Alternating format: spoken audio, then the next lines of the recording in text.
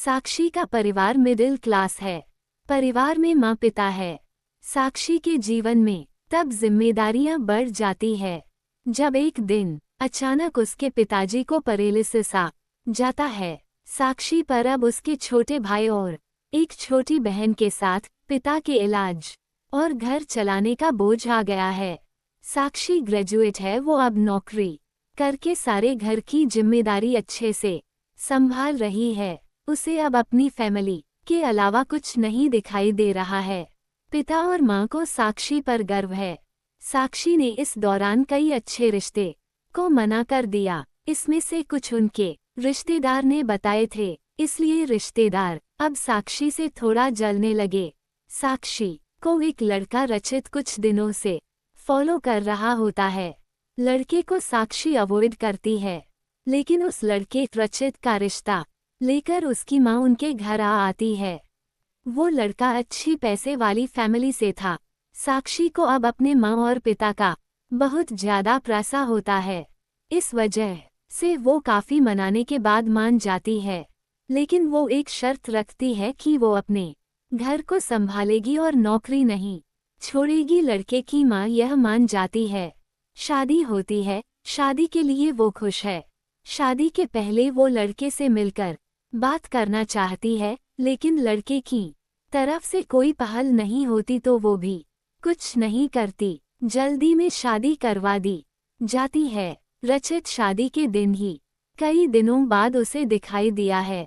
बहुत नर्वस लग रहा है। वो जिससे पीछे पड़ा था शादी उसी से हो रही है, लेकिन फिर भी उसके चेहरे पर खुशी नहीं है। साक्षी को बात अजीब लगती है। उसको अंदेशा हो जाता ही कि कुछ गड़बड़ है। सुहागरात की इंसेस पर वो बैठी है और बाहर से कई मर्दों की आवाज आ रही है। तभी वो बैठी बैठी सोचती है कि वो उन्हें आवाज से कैसे पहचानेगी, क्योंकि अभी तक उसने उनकी आवाज सुनी ही नहीं। और फिर रचित कमरे में आता है। चेहरे का रंग पूरा उड़ा हुआ रहता है। साक्षी एक नज़र चुपके से उठाकर उसे देखती है। वो भी बिस्तर के एक कोने पर बैठ जाता है। कई देर हो जाती है। साक्षी को अजीब लगता है, क्योंकि रचित ना कुछ बोलता है और ना ही उसके पास आता है। फिर साक्षी ही पहल करती है और कहती है, सुनिए, आप इतने नर्वस मत होइए, मुझे आप पसंद है। रचित उसकी ओर मुड़ता है। साक्षी उसको पूछती है, क्या हुआ, आप खुश तो है ना? रचित केवल गर्दन हिलाता है। साक्षी बोलती है, मुझे आपसे बहुत बातें करनी थी, लेकिन आपने पहल ही नहीं की, चलिए अब करते हैं। रचित अभी भी चुप रहता है। साक्षी फिर बोलती है, आप कुछ बोल क्यों नहीं रहे? रचित की आंखों में अब आंसू आ जाते हैं। साक्षी घबरा जाती है। क्या हुआ, मुझे बताइए तो। रचित अब साइन भाषा में बताता है कि वो बोल नहीं सकता। साक्षी को धक्का लगता है। वो चुप हो जाती है और रचित से दूर हो जाती है। पहली रात ही उसे पता चल जाता है कि उसके परिवार वालों के साथ धोखा हुआ है, क्योंकि लड़के वालों ने इतनी बड़ी बात छिपाए। उसे धोखा बर्दाश्त नहीं होता है। वो अपने घर वापस लौट आती है। उसके परिवार को भी इस बात का पता नहीं होता। परिवार वाले भी ये सुनकर शॉक रह जाते हैं और अपने आप को कोसते हैं कि उन्होंने जल्दी कर दी, पहले पता लगवाना था। साक्षी ने फैसला लिया कि अब वो कोर्ट में बात ले जाएगी। शादी के एक दिन बाद ही बात तलाक तक पहुंच जाती है। साक्षी तलाक की अर्जी देती है। रचित की माँ साक्षी के घर आती है। साक्षी की माँ उन्हें भला बुरा कहती है। साक्षी उन्हें रोकती है। वो पूछती है, आपको जरूरी नहीं लगा इतनी बड़ी बात हमें बताना? रचित की माँ नीचे मुंह कर और चुप रहकर सारी बात सुन रही है।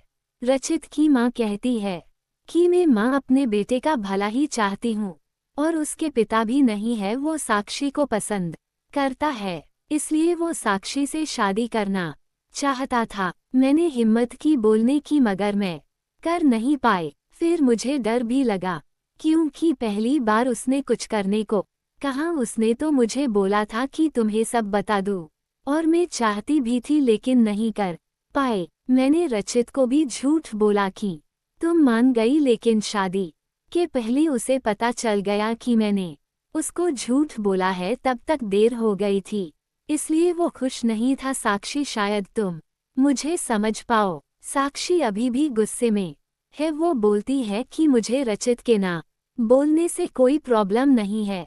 गुस्सा इस बात का है कि आपने धोखा दिया, झूठ बोला और वो मुझे बर्दाश्त नहीं। तलाक की अर्जी के बाद रिश्तेदार तो साक्षी और उसके परिवार की इस हालत पर खुश है। वही तलाक में अभी कुछ महीने का समय है। साक्षी अब अपने घर पर पहले की जीवन शैली पर लौट आती है। वो जॉब पर जाती है और कुछ दिनों बाद फिर रचित उसे दिखाई देता है। दूर से ही बस अब वो साक्षी को देखता है। साक्षी के ऑफिस के बाहर वो लगातार आता है। 15 दिनों तक साक्षी उसे अवॉइड करती है। फिर एक दिन उसके पास जाकर बोलती है, अब ये सब करने से कुछ नहीं होगा और मैं नहीं चाहती कि तुम कुछ नाटक करो, इसलिए यहाँ आना बंद कर दो, समझें। साक्षी की बातें वो सुन रहा है। वो साक्षी को इशारों में काफी पीने को कहता है, लेकिन साक्षी वहां से चली जाती है। अगले दिन फिर वही रचित खड़ा रहता है। साक्षी उसके पास जाकर कहती है, काफी पीकर मेरा पीछा छोड़ दोगे? रचित गर्दन हाँ में हिलाता है। टेबल पर दोनों आमने सामने बैठे रचित अपने फोन में कुछ मैसेज टाइप करता है। साक्षी उसको देख भी नहीं रही है। साक्षी के फोन में मैसेज आता है। रचित का लिखा होता है, sorry but I really love you so much. कोई भी बोलने वाला तुम्हें मुझसे ज्यादा प्यार नहीं कर सकता, और बात तो झूठी भी कोई सकता है, लेकिन आंखें हमेशा सच बोलती है। एक बार मेरी आंखों में देख लो, फिर तुम्हें जो सही लगे वो करना। साक्षी का सारा गुस्सा मैसेज पढ़ते ही चला गया। वो धीरे से अपनी आंखें उठाकर रचित की आंखों में देखती है और उसकी आंखों से आंसू निकल आते हैं। वही वो उसको बोलती है, पहले ऐसी बात नहीं लिख सकते थे मुझे, आज तक कभी किसी ने ऐसे नहीं समझाया। वो खड़ी होती और रचित को बोलती है, चलो मेरा सामान वापस अब तुम ही उठा कर ले जाओगे। रचित उठकर साक्षी को हग करता है। Thanks for watching this video.